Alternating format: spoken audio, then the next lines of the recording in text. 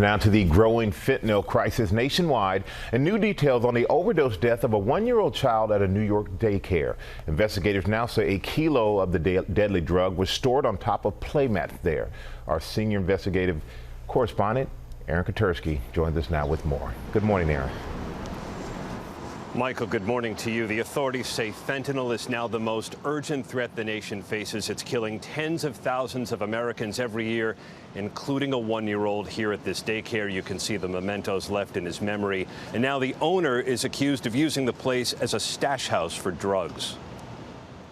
This morning, the owner of Divino Nino Daycare is locked up on federal drug charges, accusing her of storing fentanyl on playmats children use to take naps. One of the most reckless things that a human can do, to endanger the life of a child like that.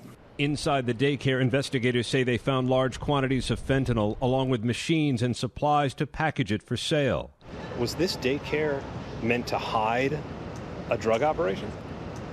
So, Aaron, these drug traffickers, they don't care. They could care less about the people that they're putting in harm's way. And in this case, these babies were poisoned by the reckless, irresponsible behavior of drug traffickers. 4 children became ill after they were exposed, but the owner, Gray Mendez, allegedly called her husband twice before dialing 911.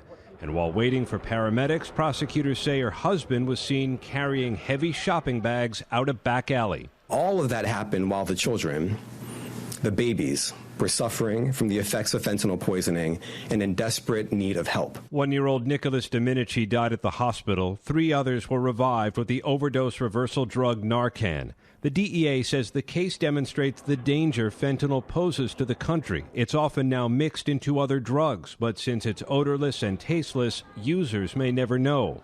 Fentanyl-related deaths have increased every year in the last decade. As little as 2 milligrams can be lethal, and the DEA says it seized enough just last year to kill every American. This morning, Mendez and a co-defendant are being held without bail. She told police she knew nothing about fentanyl being stored here at her daycare. It had just passed inspection, but city daycare inspectors don't check for fentanyl. Why would they? Though the health department says now maybe they should. Robin? Absolutely, Aaron. Such a horrific story.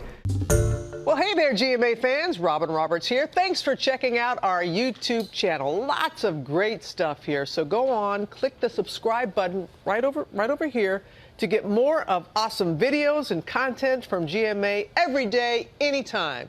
We thank you for watching, and we'll see you in the morning on GMA.